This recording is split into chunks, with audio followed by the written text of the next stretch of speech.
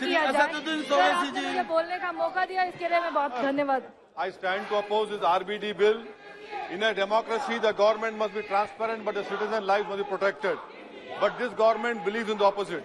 When we ask for data on poverty or deaths in COVID, the government says no data available.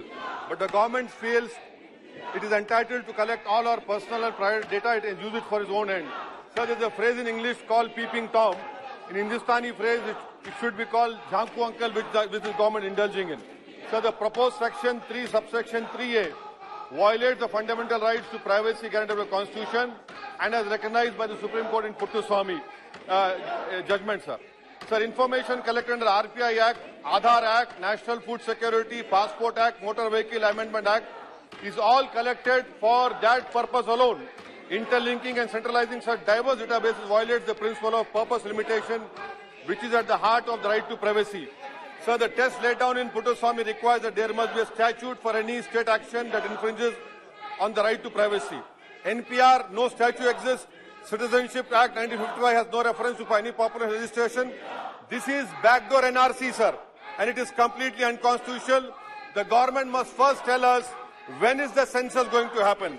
Linking of the proposed national database under RBD Act with electoral rolls is fraught with constitutional impropriety. And there is likelihood of such data being used for targeted disenfranchisement, voter suppression, and some electoral consultant, whether it's Association of Billion Brains or Foundation of Billion Brains, can create a database that provides granular data on voters, their caste, and religion. Sir, under RP Act, ERO has a statutory duty to conduct enrollment after assessing evidence.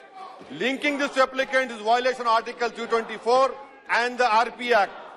In Supreme Court judgment of Lal Babu Sen, Supreme Court held ERO responsible for deleting and adding the names. Sir, last year Puttaswamy judgment laid down threefold tests: legality, necessity, and proportionality. These amendments does not meet these threefold tests. Centralized databases enable the creation of mass surveillance infrastructure that may be used for profiling, targeting, and discriminating against citizens. Sir, amendment to section 17 is blatantly anti-poor as it extends to any person whose birth was not registered or incorrectly registered. 38% of children under the age of 5 do not have birth certificates. 62.3% age of 5 have their birth registered and possess a birth certificate in 2015-16. Sir, National Family Health Survey 4 says only 56.4% of people in rural areas have registered births and possess birth certificates. Whereas 82% of children under the age of 5 richest group had these birth registered and possess birth certificate. In the light of house को आपने व्यवस्थित चलने दिया, फिर क्यों आप हंगामा कर रहे हैं? Unacceptable to allow for such groups दो व्यक्ति और सीट conclusive and mandatory. अविश्वास प्रस्ताव पर बहस होगी। अपनी बात रखिएगा। अभी बिल पास हो रहा है, उसमें सहयोग कीजिए। प्लीज आप पार्टिसिपेट कीजिए चर्चा में। There will be large-scale surveillance. The government can target and delete genuine voters, creating an exclusive criteria for the 2026 delimitation. Sir, I am thankful that they have come to me to show themselves. I am very thankful, sir. Sir, that is why I oppose this act, and I hope the government will send it to the concerned standing committee. अन्य मंत्री जी।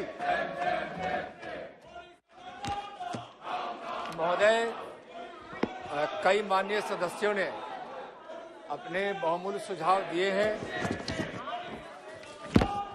जिससे यह दर्शाया गया है कि यह जन सुविधा के लिए और सरकारी योजनाओं को सुगमता से, पारदर्शिता से बिना विलंब पहुंचाया जा सके, जो राज्य के लिए भी और केंद्र के लिए आवश्यक है, उसकी चिंता व्यक्त की गई है। सबका समाधान है इसमें। एकाध माननीय सदस्यों ने अपनी शंका भी व्यक्त की है। मैं उनसे आग्रह करना चाहूंगा कि शंका की कहीं इसमें कोई गुंजाइश नहीं है। बहुत ही पवित्र मन से मोदी जी की सरकार इस विधेयक को लेकर आई है।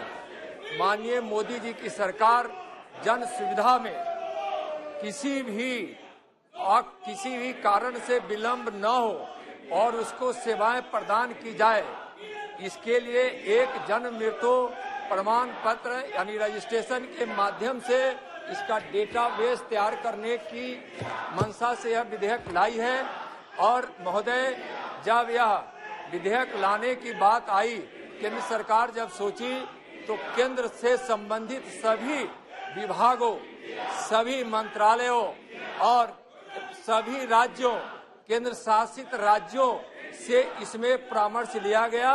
महोदय, किसी ने कोई आपत्ति दर्ज नहीं कराई, सबका समर्थन प्राप्त हुआ।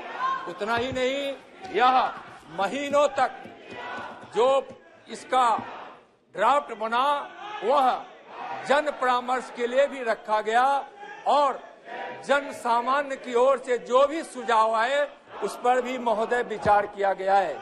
और महोदय, यह जन्म और मृत्यु प्रमाण पत्र का इससे सरलीकरण होगा।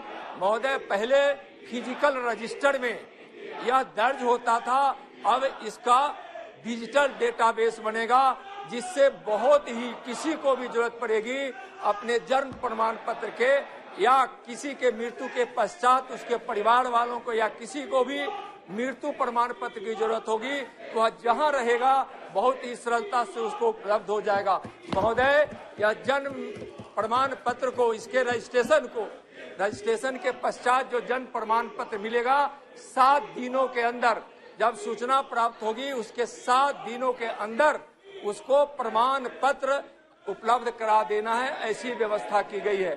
जन शिकायतों का निवारण हो, इसके लिए इसमें सरलता से इसकी व्यवस्था की गई है। महोदय, यह जन प्रमाण पत्र एक ऐसा डॉक्यूमेंट होगा जो कहीं भी कोई सरकारी नौकरी में, चाहे केंद्र में या राज्य में जाए, या ड्राइविंग लाइसेंस के लिए जाए, चाहे मतदाता सूची में नाम के लिए जाए, चाहे किसी शिक्षण संस्थान में एडमिशन के लिए जाए, उस समय जब जन्म और स्थान का प्रमाण पत्र प्रस्तुत करना हो तो वह एक बहुत सक्षम डॉक्यूमेंट होगा।